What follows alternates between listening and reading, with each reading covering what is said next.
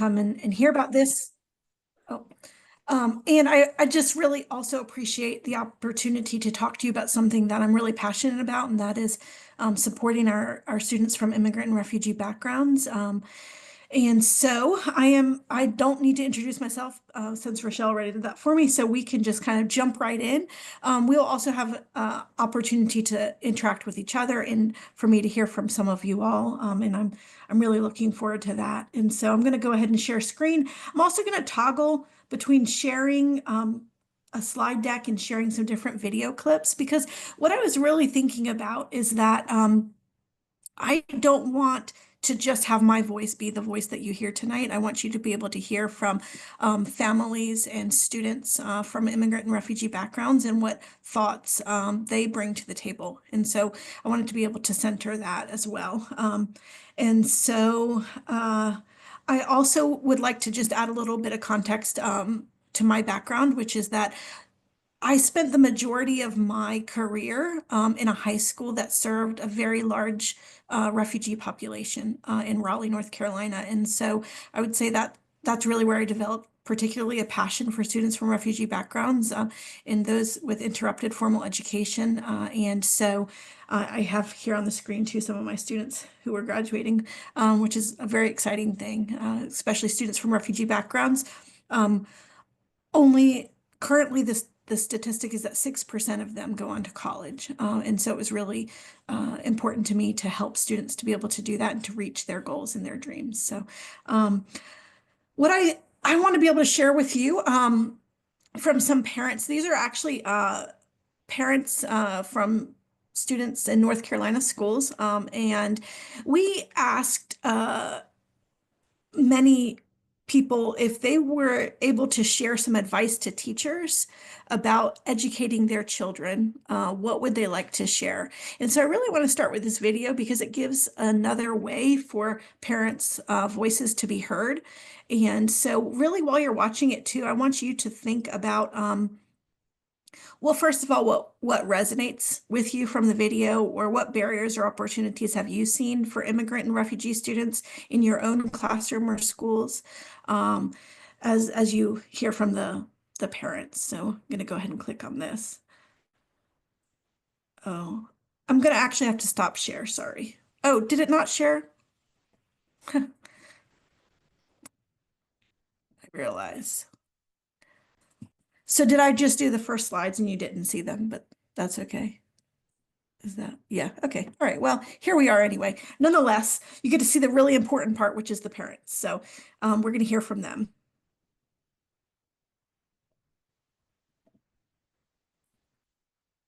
بتمنى انه المدرسين يعلموا اطفالي انه ينموا الاحترام بين بعضهم، سواء ان اطفالي يحترموا الاخرين والاخرين يحترموا اطفالي، ان كان شخص صغير وان كان شخص كبير. حلو انه الواحد يكون محترم، يعلمون عدم الكذب، عدم العنصرية.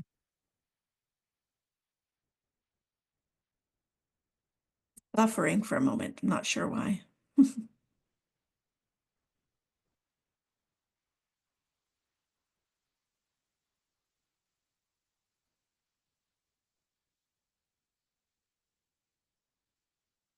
Just stop it and just see if I can reboot it really quickly. Sorry, that's like never happened for it before, but.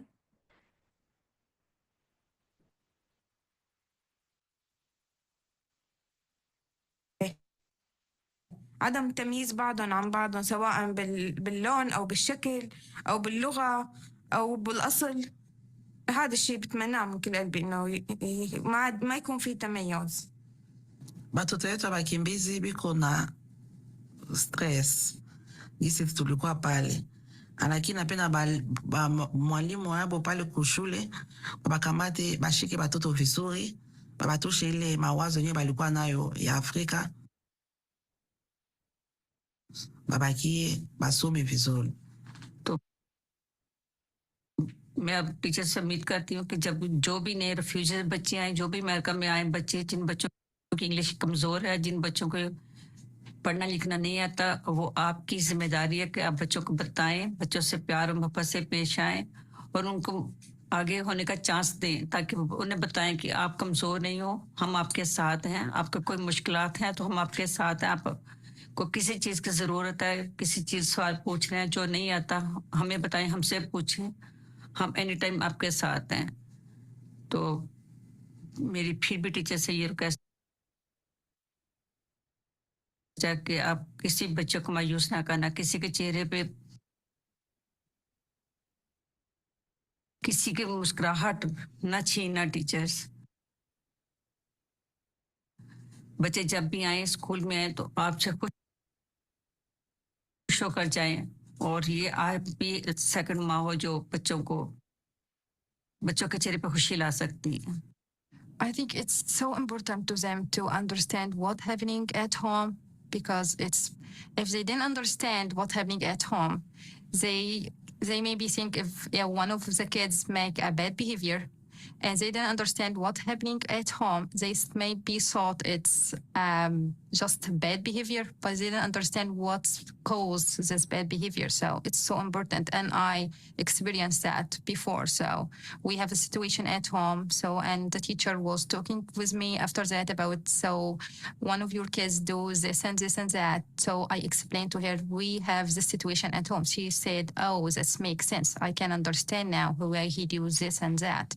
So if she understand about the home life, it's not so much privacy, but a little bit, so she can understand the big image, it would be so helpful. Yeah.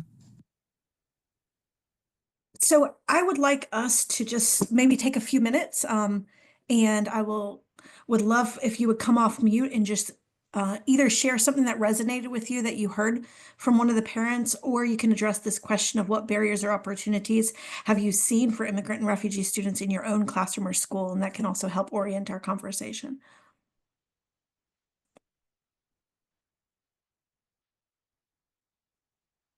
I can share something.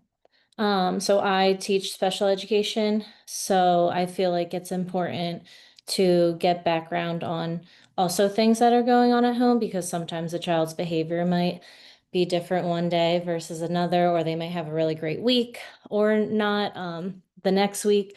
So it's important to keep that open communication with the families, just so that you can get a little bit more insight, and then maybe can also provide some support too at school. Thank you.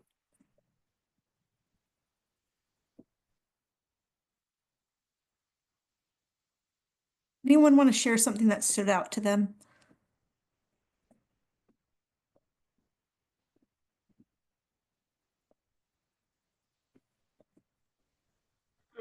I teach ELD, English Language Development. That's what we call ESL in Pennsylvania. And I can say this really resonated with me because we're often, as the ESL teachers, asked to be like the bridge between the teacher, the classroom teacher, and the families. But like a goal that I have this year is to help the families or the teachers feel more comfortable directly reaching out, because like these moms were saying, I think for the classroom teacher to really get the full picture, they need to have that like direct connection. So we have like a lot of ways to do that with like, various translation programs, our language line phone, the ability to call families in any language. But I know that teachers can be like really intimidated by that, but you can see how important that is. Yeah, thank you. Right, so I really just wanted that to set the stage for us, and just to hear from families. And really, we can see that education and the role of the teacher is really important to the students that in their families. And so I was really thinking about the current context that we're in and why this really matters right now in particular. And so I was really thinking there are four primary reasons why this is a particularly relevant topic right now. And one is the current rhetoric that's occurring. One are shifts in policy. Another is a shift in teachers, and then finally just the importance of literacy. And so currently there's this rising socio-political tension and anti-immigrant rhetoric that students are hearing.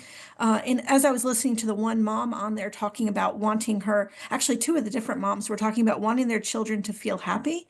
And that is increasingly difficult if they are hearing on the television or hearing from their peers ideas that are against who they are. And so we need to make sure that we're teaching from an asset-based perspective that kind of helps counter some of those things. And we're also going to hear from some students today about how to cultivate belonging, a sense of belonging in our classrooms to help combat this kind of anti-immigrant rhetoric that they are likely hearing. I would say even several of you are, in the elementary school, and even the 7-year-olds know what's being said. And the other is policy. So there have been major shifts, even as of yesterday, information came out, about shifts where there is likely to be less accountability to make sure that we're providing the instruction and services that we've always been required to provide and that we're actually legally required to provide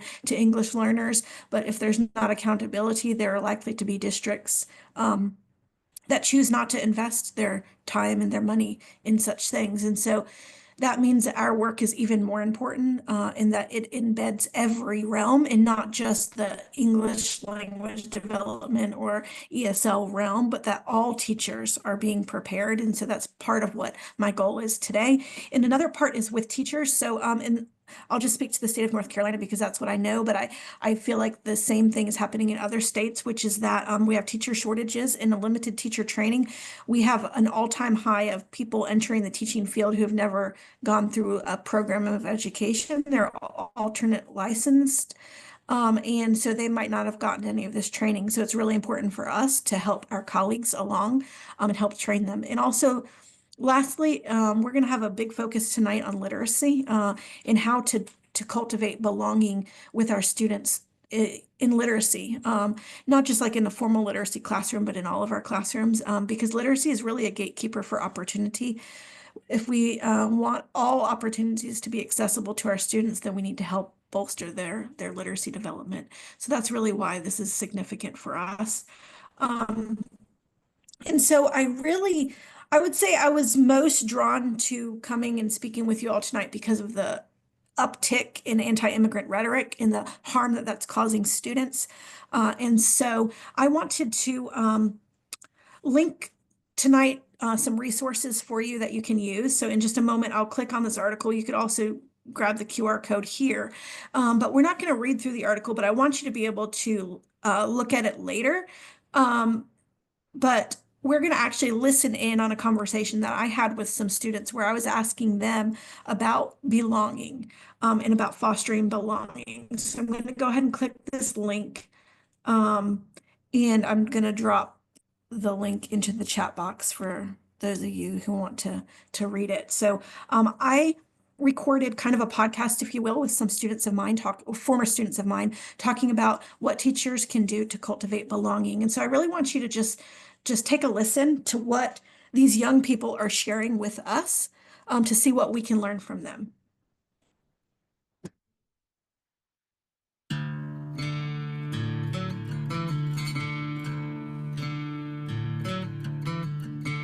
Hello, and thank you for joining me. My name is Jennifer Mann, and I'm an educator, and I'm joined here by 3 college students from refugee backgrounds.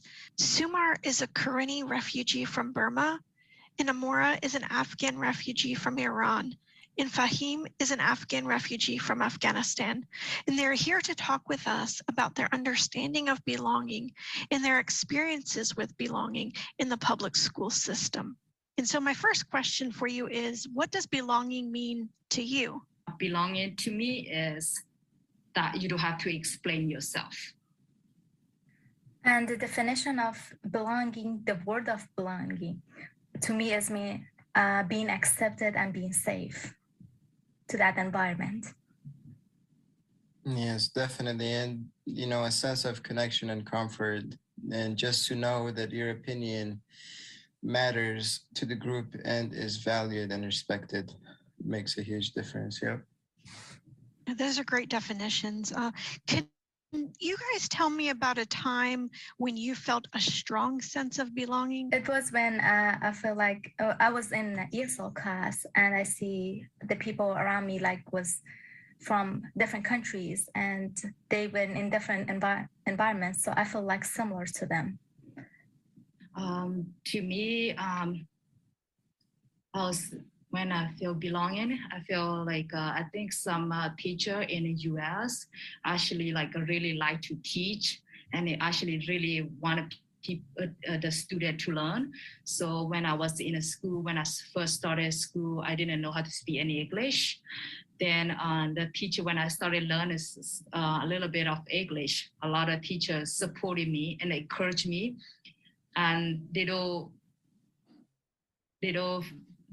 like, for example, they don't think that, oh, I cannot do this, right? They kind of encourage me to be belonging in and not only in ESA group, but outside of ESA group or anything, they kind of like putting me in there, try to make me feel like, oh, you are in the US, you belong in any group.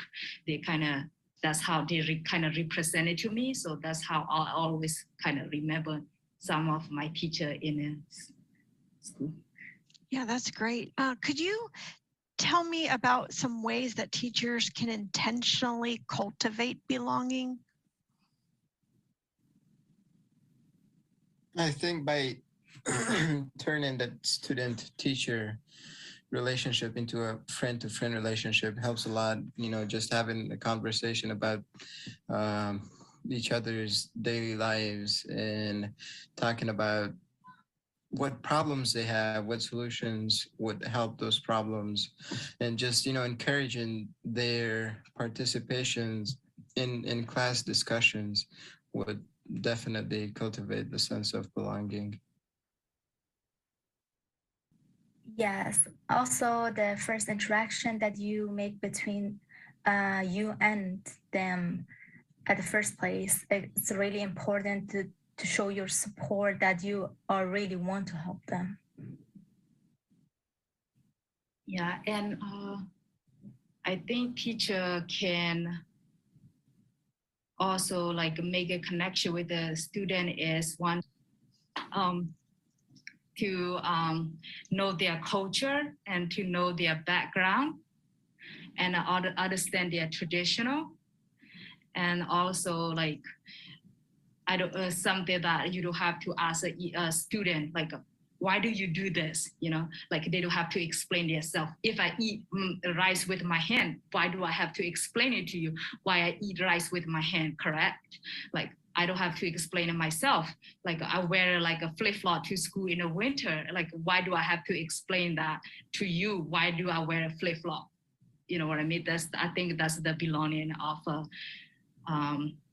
a teacher need to know the background of it. Why do some of the students will dress differently?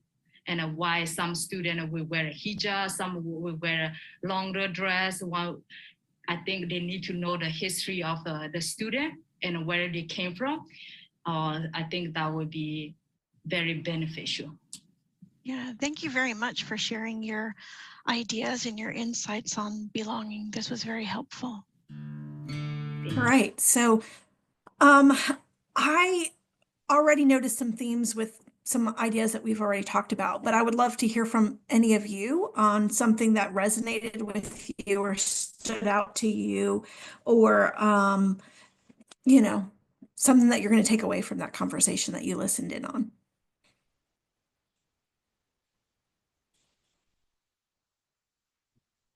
I can share again. It kind of just made me think about what we do as a school. Since I'm in a K-1 building, I would say we're pretty inclusive of everybody, differences, disabilities, different cultures. And there's kind of like a certain time during the school year where the homeroom teacher will be able to read a book to their class. Could be during their morning meeting, or there is like devoted just read aloud time. So I feel like that's a good opportunity to read books about different cultures and then kind of like elaborate on them too, just to also expose some of our younger children to that, because that could be something that they see when they're older too. Excellent.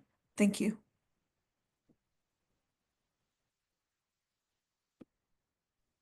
I can also share. So sorry, my camera isn't working, so I'm a black screen, but I've been listening. Something that I've been trying to adopt in my classroom was I had some parents reach out a few years back where they wanted to teach my other students in my class about cultures and traditions and that they practice at home and celebrate at home. And it was a really cool experience. Like I had a parent come in and talk about Chinese New Year and talk about all the traditions that they do. And beautiful, it was beautiful to see the reaction from the other kids and the excitement. And it was also really, really cool to also see like those students light up when they saw something that they practiced at home being spread within their classroom. And then last year we had another parent that wanted to come in and they taught the students about Holi and Diwali. And a lot of students said too, they're like, wow, like this is so cool. I want to go home and like tell my family about this and celebrate it. So I think that that was like a neat thing to cultivate belonging. Yeah, thank you.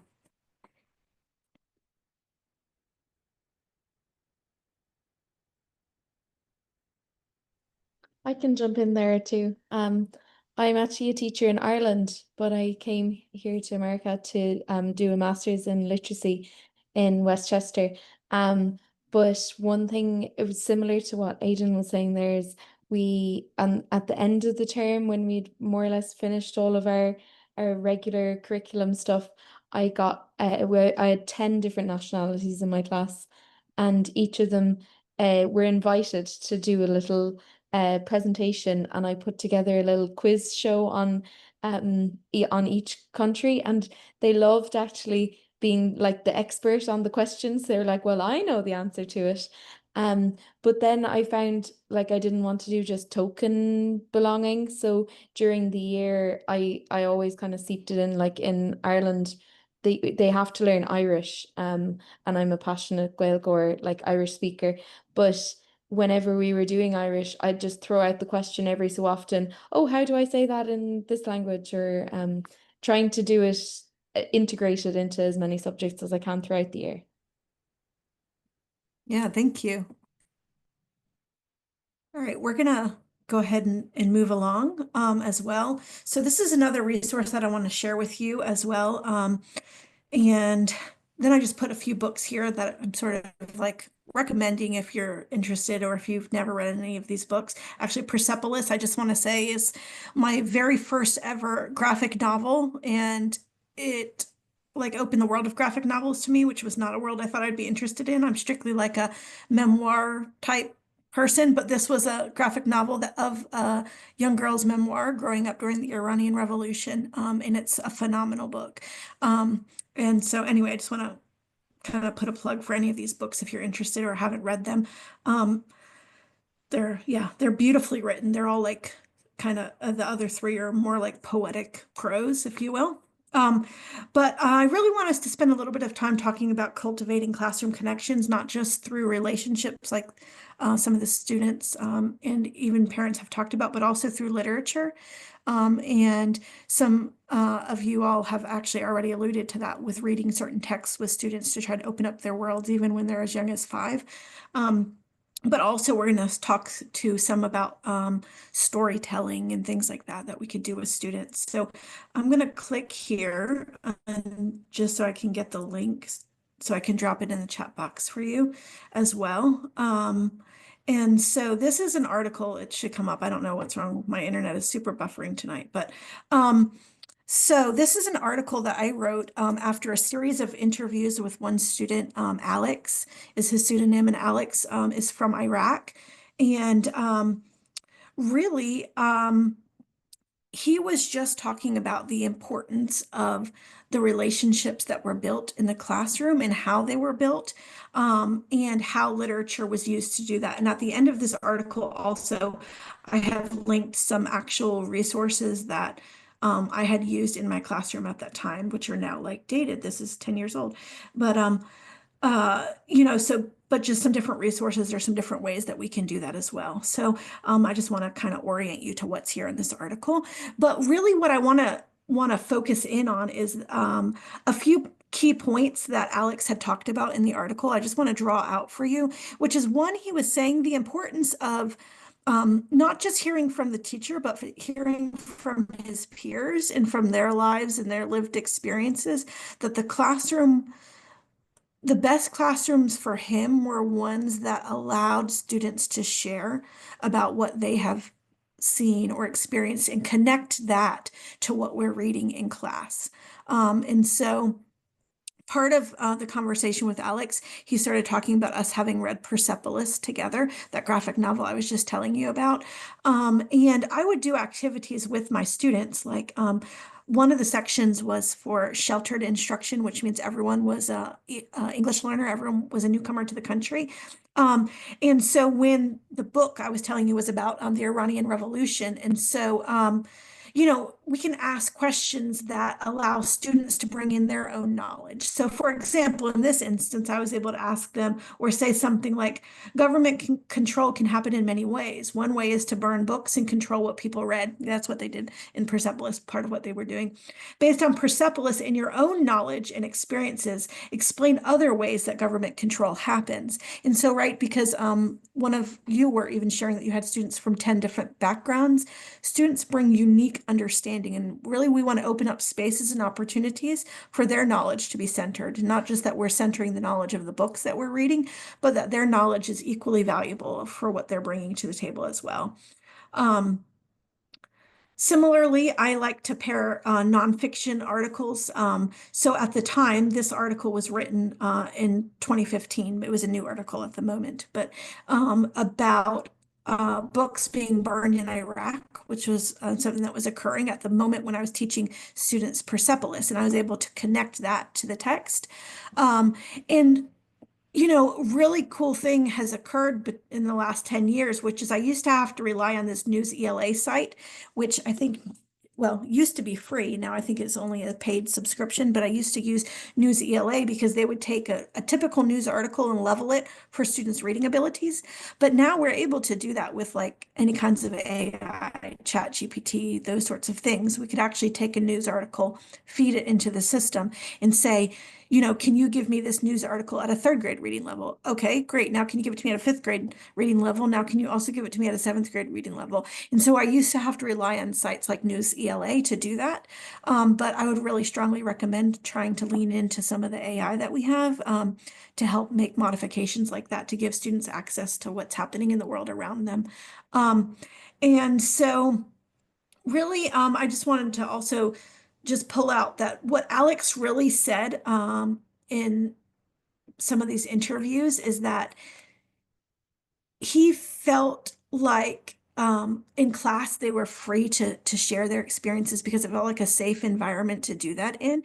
And because of that, he felt more connected to what was happening. And so really we want to work to foster environments that feel safe for our students so that they will in fact open up and want to do that. And so we're going to talk in a few minutes about some ideas relating to storytelling and some ways that we can do that with students.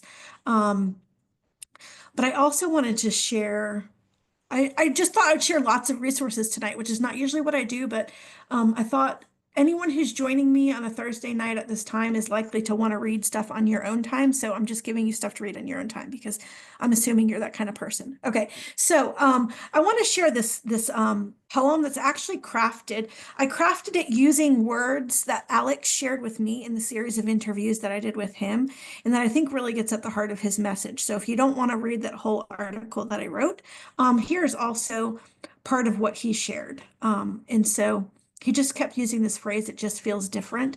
And so that's the title of the poem. So I'm going to read it to you. And again, I used his words to craft the poem, but they're verbatim things that he said to me during the interviews. So you can get a feel for Alex, who's a really cool guy who I still talk to, even though it's been 10 years since I taught him. But he says, I was really nervous because my English. The school here was kind of like the schools in Iraq. I was a really good student there, but you know, the war and ISIS and all that, you know, I didn't go to school for like 2 years. It really got me down. So I look at it from this way and I start seeing my experiences here. I'm going to be honest with you. It just feels different, like every day. People, they have different situations. They are from different countries. So you don't know everything, can't know it. Then in school here, I was like, nah, I don't really care about it. Like, in the end, I didn't have the chance to explain how I felt about all that. I was really pissed off. I was mad. I was really mad. Why would they make it difficult? The teachers. I didn't know. Like, I didn't know what it was, a long paper. I was like, I'm not doing this. I liked reading. Well, not much, like, not that much. Sometimes writing, but like, teach somebody about something sometimes, showing, not just telling.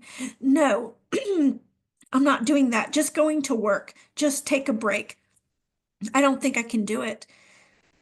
It just feels different. I remember I texted you, remember? After that, I was thinking, I was like, I cannot stop here. I cannot just stop here. I already started. I'm going to push myself. I started working hard, a big change. It's like a race, like racing yourself. I believed in myself. I told myself that's not an excuse that the teacher's not good. I see myself. I'm in the United States, the land of dreams. Literally, I can make it.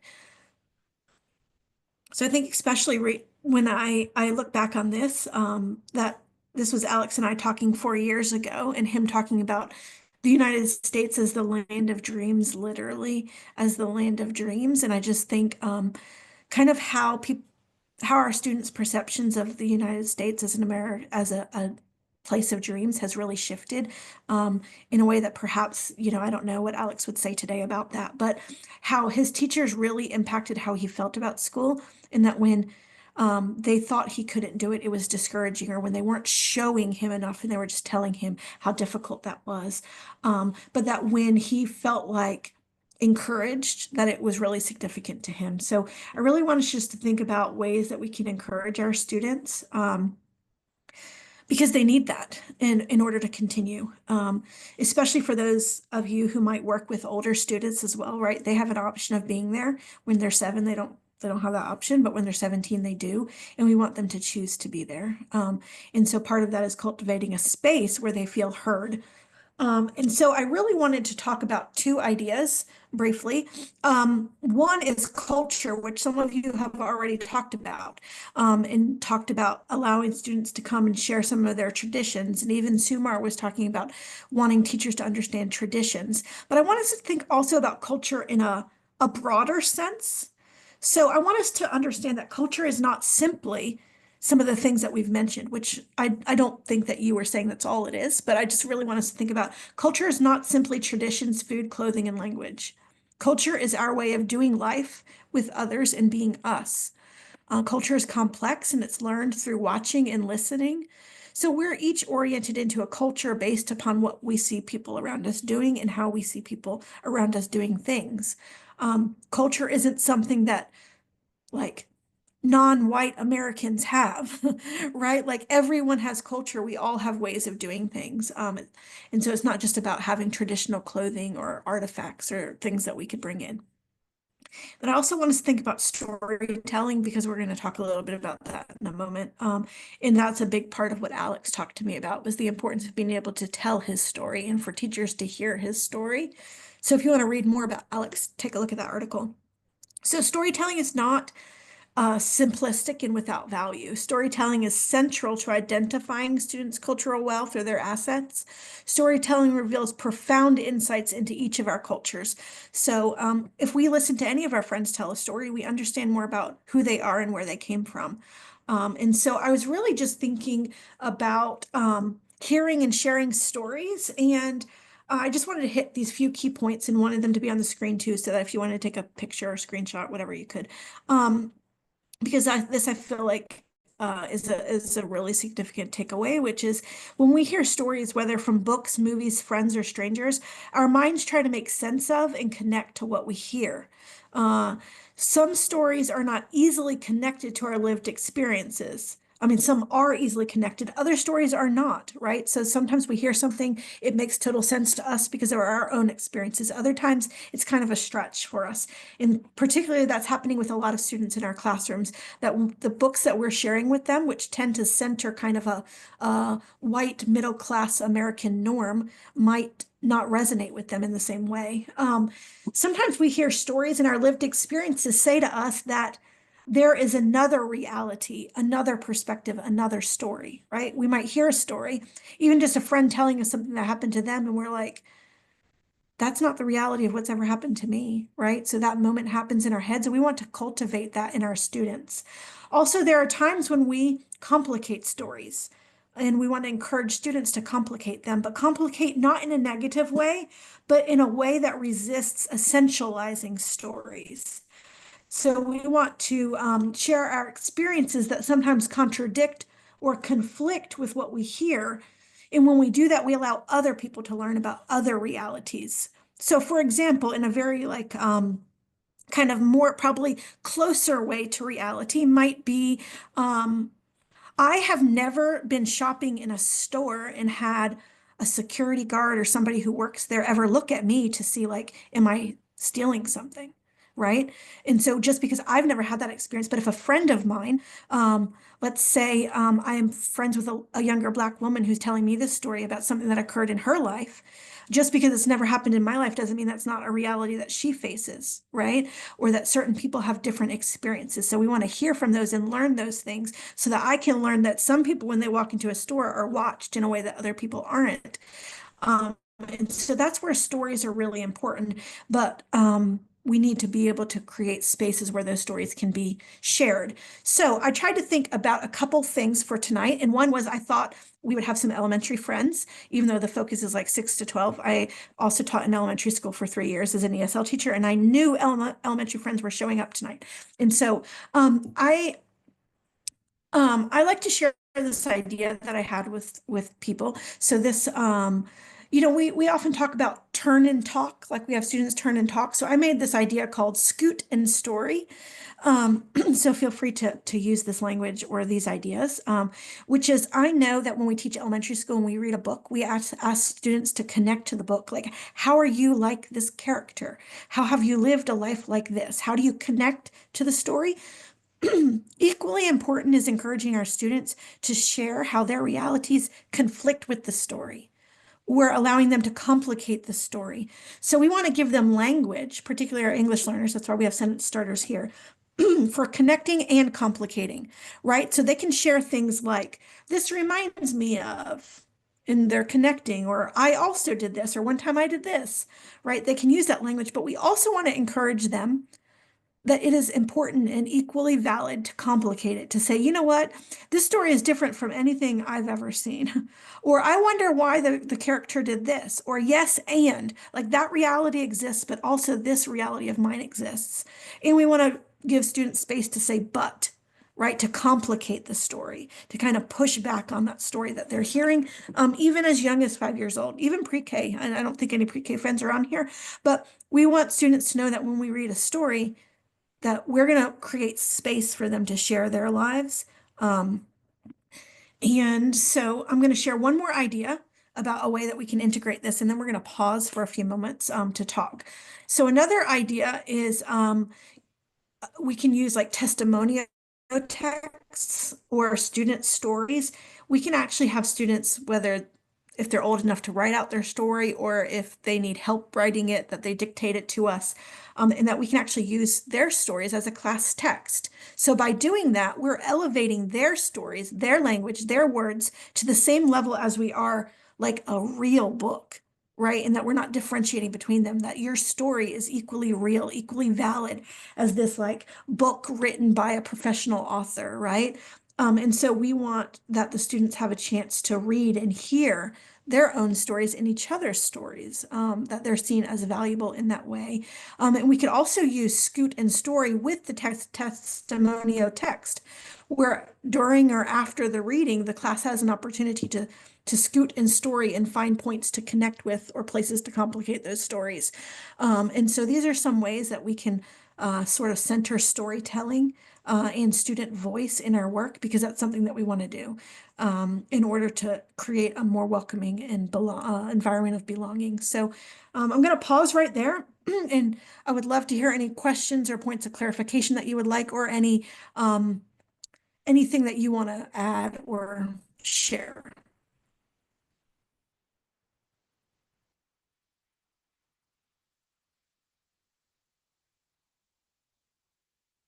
wanted to chime in and say that the connect and complicate, as much as you just framed that as something we could do with young kids, that looks like something I would also love to see in like high school English classrooms. That's a good framing for interacting with a lot of people, a lot of text, no matter the context. So thank you for that.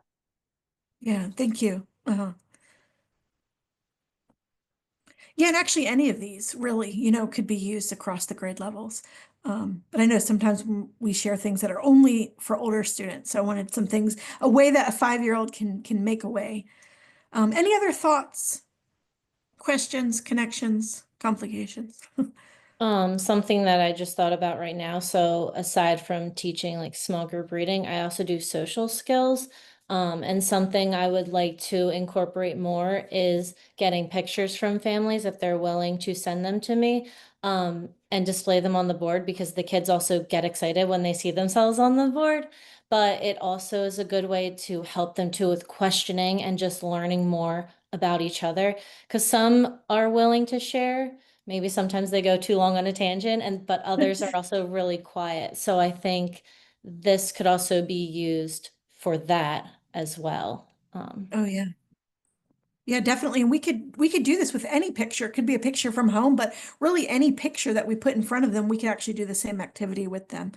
I also just think about even my own experience. I'm not from an immigrant or refugee background. It's just those are the students who I work with. But I think about growing up. So I grew up in a very rural area, in a poor community, but my family was distinctly poor within the poor community, which also meant that any of the texts, like any of the children's books we read in school, never showed anything that even resembled the home I grew up in. Or they would have ideas, or that, they're like going on a vacation. That's something I never did as the first 18 years of my life, right? Like there are just ideas that not just our English learners, but there are students, sitting in our classroom who aren't connecting with text the way that we might think they are. Or when we always show a book that shows a home looking a certain way, then you start thinking that your home looks wrong, right? So we're getting this kind of messaging about what's right and what's wrong based on what we see and what's presented as normal or the norm. And so really we want to be cognizant of that as well. Even when we're doing little things like creating our slide decks, that we want to think about, are we showing diverse experiences and situations, so that students could perhaps see something that looks more like what they recognize as home to them. And so great. We're gonna move on as well, because there's never enough time. But we're going to hear from some former multilingual learners. And actually, this is Sumar, who we heard earlier talking about belonging. She's the only one who's also in this video, too. She was a former student of mine years ago. And so we're going to listen to them sharing about their experiences when they first moved to the United States, and some things that teachers did that worked, and some things that matter to them and mattered to them then, in some points, some areas that we can consider as teachers. So I really want to lean into what their experiences were in school.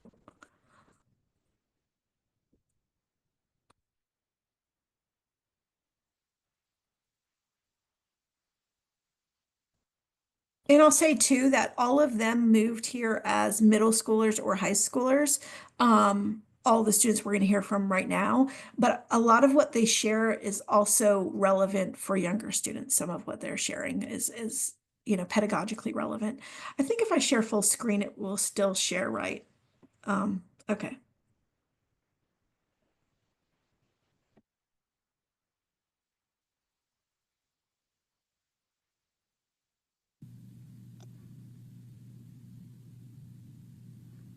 Hello, my name is Mirituma.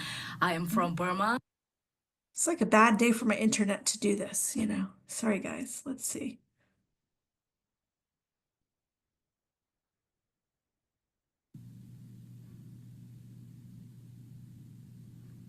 Hello, my name is Mirituma. I am from Burma.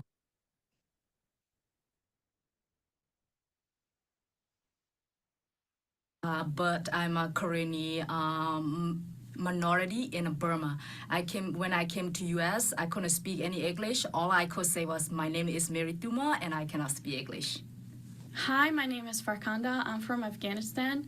When I first came to America, I remember how my teachers, they always had a positive reinforcement in my work and my capabilities. And I still have that encouragement in me, and that all of those encouragements from my teachers and the community as well as my parents pushed me forward to the person I am today. Hi, my name is Amir. I'm from Syria. I moved here. I was like a kid in middle school and I didn't know any English, and the environment was like different to me, which is I had to go through a different culture, through different teaching, different lessons, but also I had to get comfortable with other kids and teachers, which is like the teacher helped me with Google Translate, games, which got me to this point where I can speak English, but getting through it. Hello, my name is Geeti. I'm from Afghanistan, and one thing I want to share with you guys is that when I first came to United States, I couldn't speak a word of English, but now I work at a refugee agency as a paralegal.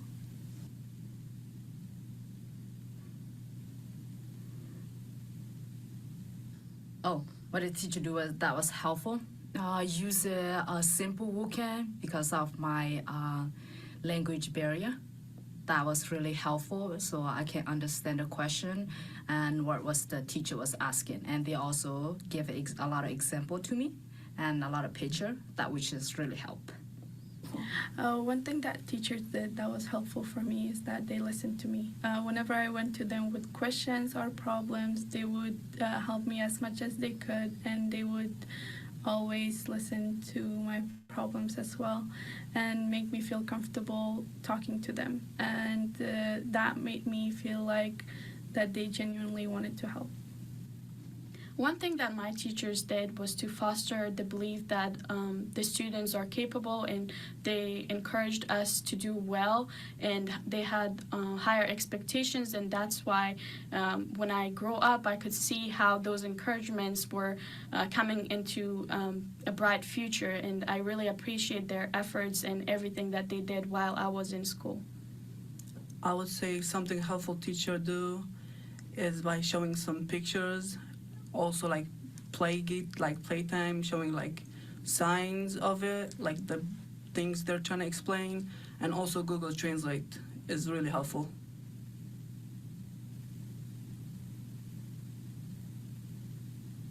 I wish teachers knew that how they treat their students on a daily basis and how they talk to them can greatly impact their students in the future. And when I was in school, they motivated me with their words of encouragement and gave me lots of awards, even though they were small, but they helped me to continue my education, and there were students who didn't receive those types of encouragement or awards. They weren't able to continue their education, so I wish they knew that.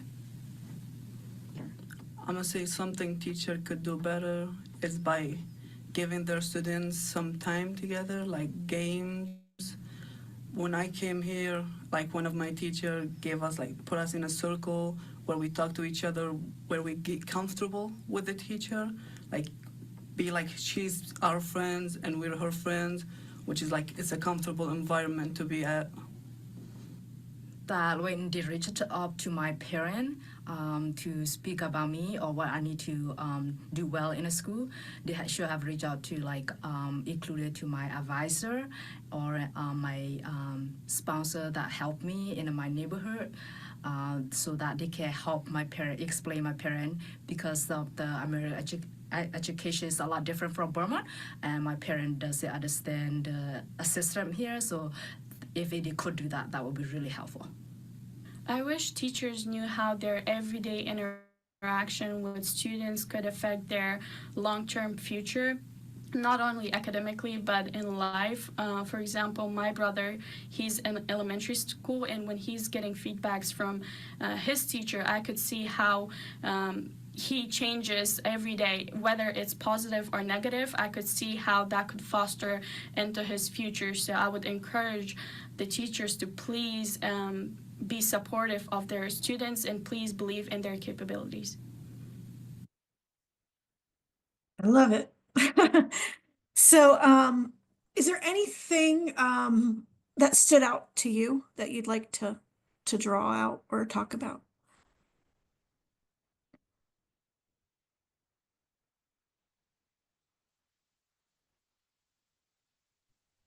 I think just in general as us educators, and I'm sure a lot of us do this, is just how we go about our day-to-day interactions with our students, because I think being excited about our job and being happy to be there, we should also kind of translate that to them because it will want them to do well.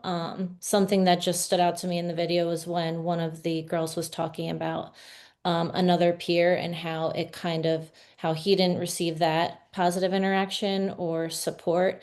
He kind of withdrew from education, which just makes me feel sad. So, as someone who is like shaping the little minds, it just, encourages me to also be super motivating and encouraging to my students because we spend a lot of time with them and we want to make sure school is also a safe place, and a comfortable place for them. And we want to also make sure that they're successful.